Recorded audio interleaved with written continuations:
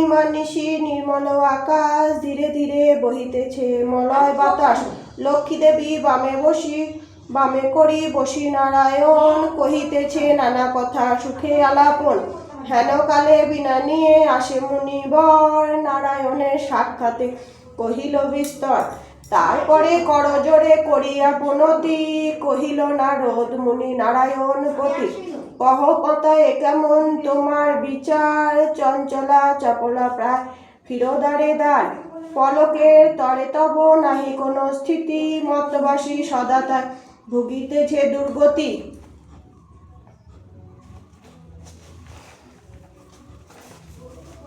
সতত কুড়িয়া যত নরনারীগণ, অসহ্য যাতনা পায় দুর্ভিক্ষ ভীষণ। অন্নভাবে শূন্যকায় বলহীন দেহ, ক্ষুধা কষ্টে আত্মহত্যা করিতেছে কেহ। কহ প্রিয় প্রাণধিক পুত্র কন্যাগণে, করিতেছে পরিত্যাগ অন্যের কারণে। বল বল বল দেবী কি পাপের ফলে, ভীষণ দুর্ভিক্ষ সদা মর্তবাসী জলে। কমল ব্যথিত হয়ে দুঃখিত অন্তরে, কহিলেন অতঃপর ক্ষুণ্ণ মুনি বরে। নরলোকে দুঃখ পায় শোকের বিষয়, দুষ্কৃতির ফল ইহা জানিবে নিশ্চয়। চঞ্চলা আমার নাম কিসের লাগিয়া, কারণ ইহার তবে শুনো মন দিয়া। দিবানিদ্রা অনাচার ক্রোধ অহংকার, আলস্য কলহ মিথ্যা ঘিরিছে সংসার। উচ্চ হাসি উচ্চ ভাষা কহে নারীগণে, সন্ধ্যাকালে নিদ্রা যায় বেহোশ নয়নে। দয়া মায়া লজ্জাদি দিয়া বিসর্জন, যেথায় সেথায় করে স্বেচ্ছায় গমন। না দেয় প্রদীপ তারা প্রতি সন্ধ্যাকালে, ধূপ ধুনা দিতে লজ্জা মনে মনে গণে। প্রভাতেতে নাহি দেয় গোময়ে ছড়া, ময়লায় নষ্ট হবে তার শাড়ি পরা। লক্ষ্মী অংশে নারী জাতি করিয়া সৃজন, পাঠাইছি মর্তধামে সুখের কারণ। বৃথায় সুখেতে তারা ভুলিয়া আমায়, অকার্যে কুকার্যে তারা সময় কাটায়। শ্বশুর শাশুড়িগণে নহে ভক্তিমতী, বাক্যবান বর্ষে সদা তাহাদের প্রতি। স্বামীর আত্মীয়গণে না করে আদর, থাকিতে চাহে গো সদা হয়ে সত্তর।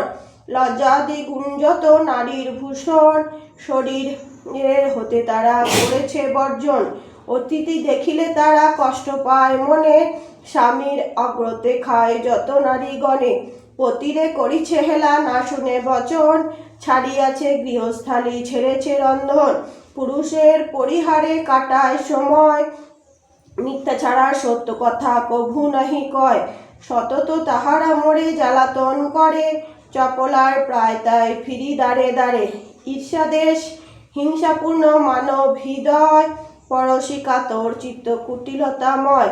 দেবদ্বিজ ভক্তিহীন তুচ্ছ গুরুজন, সর্বদা আপন সুখ করে অন্বেষণ। রসনা তৃপ্তির জন্য অভক্ষ বক্ষণ, তারই ফলে নানা ব্যাধি অকালে মরণ। যেই গৃহে এইরূপ পাপের আগার, অচলা হইয়া তথা থাকি কি প্রকার। বর্জিয়া এসব দোষ হলে সদাচারী, অচলা থাকিব সেটা দিবা বিভাবরী। এত শুনি মুনিবর বলে হিষ্ট মনে, কি হলে প্রসন্না দেবী হবে নরগণে। ওহে দয়া মই তুমি না করিলে দয়া, পারে কি লোভিতে নর তব পদ ছায়া। সৃষ্টি স্থিতি প্রলয়ের তুমি অধিকারী, জগৎ প্রসূতি তুমি জগৎ ঈশ্বরী। কৃপা করি করো মাতা বিহিত বিধান, পরের লাগে কাঁদে জগৎ প্রসূতি তুমি জগৎ ঈশ্বরী। কৃপা করি করো মাতা বিহিত বিধান, পরের লাগিয়া কাঁদে সদা মোর প্রাণ। দেবর্ষির বাক্যে দয়া উপজিল মনে, বিদায় করিল তাদের মধুর সম্ভাষণে। মত্তবাসীদের দুঃখে কাঁদিছে অন্তর, প্রতিকার চেষ্টা আমি করিব সত্তর।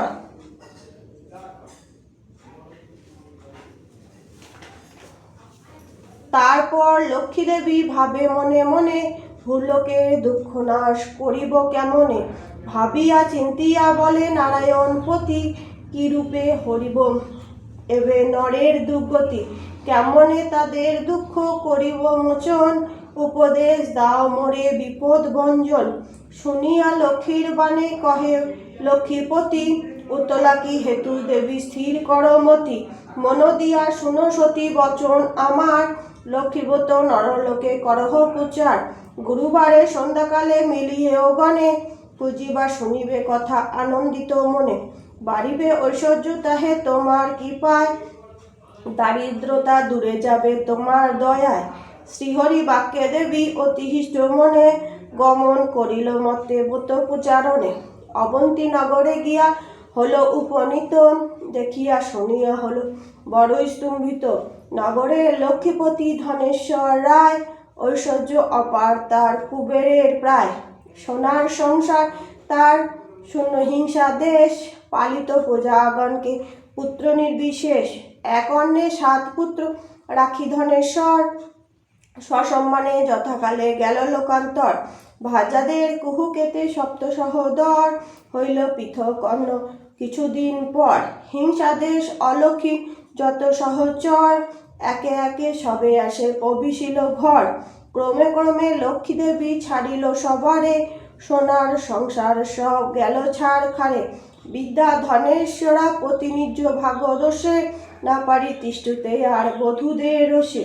চলিল বনেতে বিদ্যা ত্যাজিতে জীবন, অদৃষ্টের ফলে হয় এহেন ঘটন। অন্যভাবে শীর্ণ দেহ মলিন বদন, চলিলে শকতি নাই করিতে ক্রন্দন।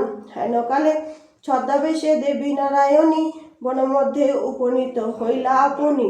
সকরুণ স্বরে দেবী জিজ্ঞাসে বিদ্যারে, কি জন্য এসেছ তুমি এ ঘোর কান্তরে।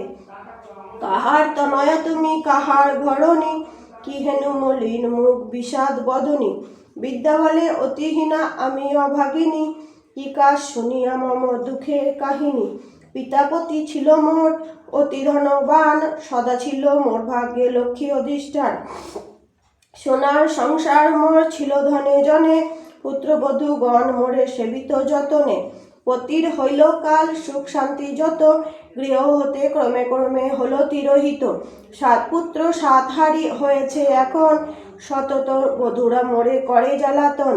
সহিতে না পারি আর সংসার যাতনা, ত্যাজিব জীবন আমি করেছি বাসনা।